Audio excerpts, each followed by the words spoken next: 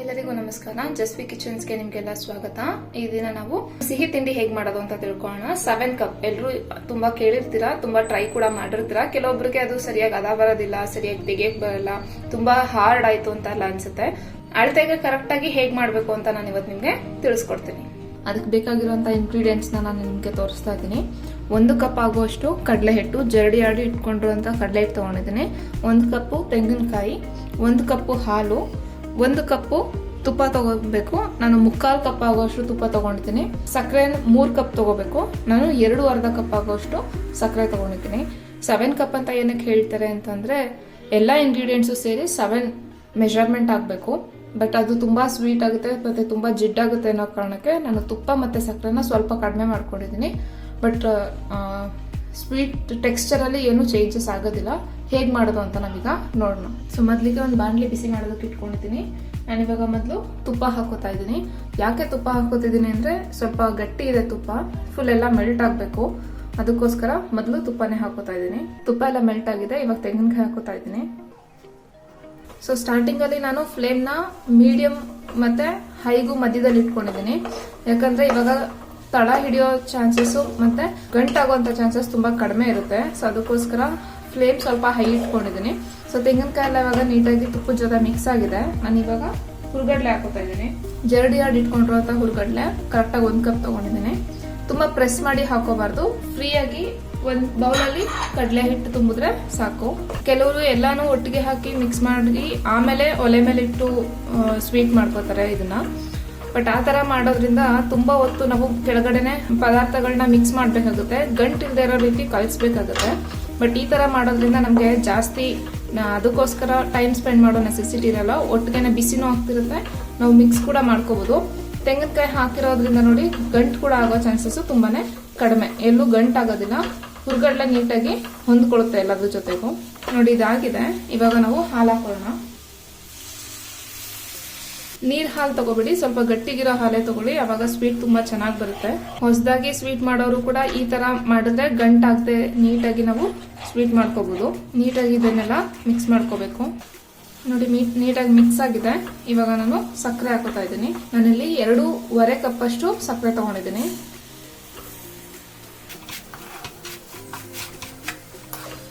ತುಂಬಾ ಸ್ವೀಟ್ ಇಷ್ಟ ಪಡೋರಾದ್ರೆ 3 ಕಪ್ ಹಾಕೊಳ್ಳಿ. ತುಂಬಾ ಸ್ವೀಟ್ ಆಗೋದಿಲ್ಲ, ಜಿಡ್ ಅನ್ಸುತ್ತೆ ಅನ್ನೋದಾದ್ರೆ ಸಕ್ಕರೆ ಮತ್ತೆ ತುಪ್ಪ 2 ಮೆಜರ್ಮೆಂಟ್ ಸ್ವಲ್ಪ ಬೇರಿ ಮಾಡ್ಕೋಬಹುದು. ಅಂತ ಏನ್ ಡಿಫ್ರೆನ್ಸ್ ಅನ್ಸಲ್ಲ ಟೇಸ್ಟ್ ಅಲ್ಲಿ ಕೂಡ. ಕೆಲವರು ಅಷ್ಟು ತುಪ್ಪ ಹಾಕೋದಕ್ಕಾಗೋದಿಲ್ಲ ಅಂತಂದ್ರೆ ಅರ್ಧ ತುಪ್ಪ ಅರ್ಧ ಅಡುಗೆ ಎಣ್ಣೆನೂ ಕೂಡ ಯೂಸ್ ಮಾಡ್ಕೋತಾರೆ. ಬಟ್ ಮನೆ ಮಾಡಿರೋಂತಹ ಹಸುವಿನ ತುಪ್ಪನೇ ಆದ್ರೆ ತುಂಬಾ ಟೇಸ್ಟ್ ಚೆನ್ನಾಗಿರುತ್ತೆ. ಮತ್ತೆ ಫ್ಲೇವರ್ ಕೂಡ ಒಂಥರ ಚೆನ್ನಾಗಿ ಬಂದಿರುತ್ತೆ ಮನೆ ತುಪ್ಪ ಆದ್ರೆ. ನಾನಿಲ್ಲಿ ಯೂಸ್ ಮಾಡಿರೋದು ಮನೇಲಿ ಮಾಡಿರುವಂತ ತುಪ್ಪನೇ.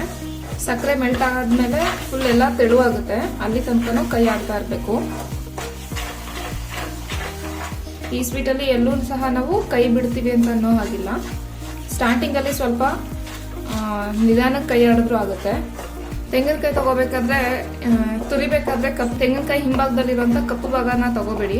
ಅದು ಸ್ವೀಟ್ ಅಲ್ಲಿ ಕಲರ್ ಚೇಂಜ್ ಆದಂಗೆ ಕಾಣಿಸುತ್ತೆ. ಫುಲ್ ವೈಟ್ ಇರುವಂತದನ್ನ ತಗೊಂಡು ಮಾಡಿ.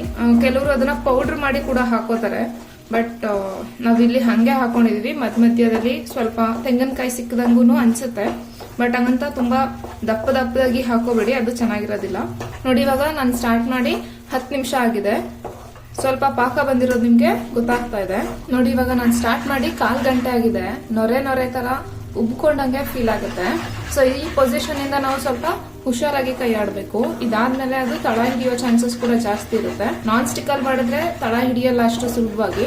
ಮಾಮೂಲಿ ಕಡಾಯಲ್ಲಿ ಮಾಡಿದ್ರೆ ನೀವು ತಳ ಹಿಡಿಯೋ ಚಾನ್ಸಸ್ ಜಾಸ್ತಿ ಇರುತ್ತೆ. ಸೊ ಅವಾಗ ನೀವು ಕೈ ಬಿಡದೆ ಕಂಟಿನ್ಯೂಸ್ ಆಗಿ ಕೈ ಆಡ್ತಾನೆ ಇರ್ಬೇಕು. ಸೊ ಇದಾದ್ಮೇಲೆ ಸ್ವಲ್ಪ ಕಷ್ಟ ಆಗ್ತಿದೆ ಅಂತ ಅನ್ನೋದಾದ್ರೆ ಉರಿ ಸ್ವಲ್ಪ ಕಡಿಮೆ ಇಟ್ಕೊಳ್ಳಿ. ಉರಿ ಜಾಸ್ತಿ ಇದ್ರೆ ಬೇಗ ತಳ ಹಿಡಿಯುತ್ತೆ. ಸೊ ಅವಾಗ ಮೀಡಿಯಂ ಅಷ್ಟು ಇಟ್ಕೊಂಡ್ರೆ ಸಾಕು ಫ್ಲೇಮ್ ನ. ನೋಡಿ ಇವಾಗ ಕರೆಕ್ಟ್ ಆಗಿ 18 ನಿಮಿಷ ಆಗಿದೆ ನಾನು ಸ್ಟಾರ್ಟ್ ಮಾಡಿ. ಉಗ್ಗು ಬರ್ತಾ ಇದೆ, ಮರಳು ತರ ಆಗಿರೋದನ್ನ ನೀವು ಟೆಕ್ಸ್ಚರ್ ಗಮನಿಸಬಹುದು. ಫುಲ್ ಈ ತುಪ್ಪ ಮರಳು ತರ ಇರುತ್ತಲ್ಲ, ಅದೇ ಟೆಕ್ಸ್ಚರ್ ಅಲ್ಲಿ ಇದೆ ಇವಾಗ ಪಾಕ. ಇವಾಗ ಇನ್ನ ಚೆನ್ನಾಗಿ ಕೈ ಆಡ್ತಾನೆ ಇರ್ಬೇಕು. ನೋಡಿ 25 ನಿಮಿಷ ಆಗಿದೆ. ಇನ್ನೂ ಸ್ವಲ್ಪ ತೆಳು ಅನ್ಸ್ತಾ ಇದೆ. ಇನ್ನೊಂದು 5 ನಿಮಿಷದ ತನಕ ಇದು ಆಗುತ್ತೆ. ಸರಿಗೆ ನೋಡ್ಕೋಬೇಕು ಇಳುಕ್ಬೇಕಾದ್ರೆ. ಸೊ ಸೊ ಯಾವಾಗ ನಿಮಗೆ ಮುಗ್ಚೋದಕ್ಕೆ ಸ್ವಲ್ಪ ಕಷ್ಟ ಅಂತ ಅನ್ಸುತ್ತೋ ಆವಾಗ ಗಟ್ಟಿಯಾಗಿದೆ ಅಂತ ಅರ್ಥ. ಸ್ವಲ್ಪ ಆವಾಗಿಂದ ನೋಡ್ಕೊಳ್ಳಿ, ಪಾಕ ಇಳಕ್ಬೇಕಾದ್ರೆ ಇನ್ನ ಈಸಿಯಾಗಿ ಬೀಳ್ತಿದೆ. ಇನ್ನ ಸ್ವಲ್ಪ ಇದನ್ನ ಹುರಿಬೇಕು ಇನ್ನ ಹೀಗೇನೆ.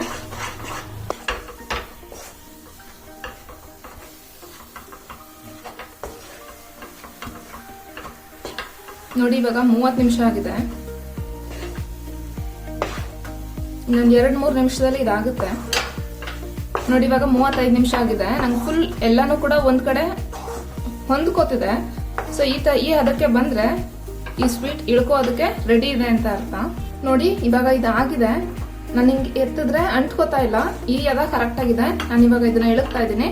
ಅದಕ್ಕೂ ಮುಂಚೆ ನಾನು 2 ಪ್ಲೇಟ್ಗೆ ತುಪ್ಪನ ಗ್ರೇಸ್ ಮಾಡಿ ಇಟ್ಕೊಂಡಿದ್ದೀನಿ. ಇದು 2 ಪ್ಲೇಟ್ಗೆ ನಾನೀಗ ಇದನ್ನ ಶಿಫ್ಟ್ ಮಾಡ್ತಾ ಇದ್ದೀನಿ.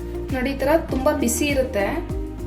ಸೊ ಆದಷ್ಟು ನೀವು ಪ್ರೆಸ್ ಮಾಡಿ ಒಂದ್ ಚಮಕ್ ಮಾಡ್ಕೋಬೇಕು. ನಾನೊಂದು ಲೋಟಕ್ಕೆ ಒಳಗೆ ತುಪ್ಪ ಹಾಕೊಂಡು 1 ಚಮಕ್ ಮಾಡ್ಕೋತಾ ಇದ್ದೀನಿ.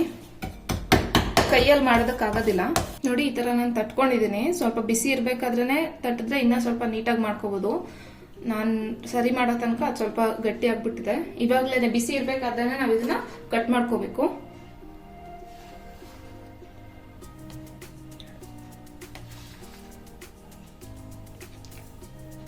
ಸೊ ಬಿಸಿ ಇರ್ಬೇಕಾದ್ರೆ ಸ್ವಲ್ಪ ನೀಟಾಗಿ ಪ್ರೆಸ್ ಮಾಡಿ ಕಟ್ ಮಾಡ್ಕೊಳ್ಳಿ. ಆರಿದ್ರೆ ಇದನ್ನ ಕಟ್ ಮಾಡೋದಕ್ಕಾಗೋದಿಲ್ಲ. ನೋಡಿ ಇವಾಗ ಎಲ್ಲ ಕಟ್ ಮಾಡಿ ಆಗಿದೆ. ನಾನು ಇದು ಹೇಗೆ ಬಂದಿದೆ ಅಂತ ತೆಗೆದು ತೋರಿಸ್ತೀನಿ, ನೋಡ್ಕೊಳ್ಳಿ. ನೋಡಿ ತುಂಬಾನೇ ನೀಟಾಗಿ ಬರುತ್ತೆ. ನೋಡಿ ತುಂಬಾ ನೀಟಾಗಿ ಪೀಸಸ್ ಬಂದಿದೆ. ಎಲ್ಲೂ ಏನು ಡ್ಯಾಮೇಜ್ ಆಗಿಲ್ಲ. ನೀಟಾಗಿ ಶೇಪ್ ಕೂಡ ಬಂದಿದೆ. ಸೊ ನಿಮ್ಗೆ ಯಾವ ಮೆಜರ್ಮೆಂಟ್ಗೆ ಬೇಕು, ಯಾವ ಸೈಜ್ಗೆ ಬೇಕು, ನೀವು ಅದನ್ನ ಕಟ್ ಮಾಡ್ಕೋಬಹುದು.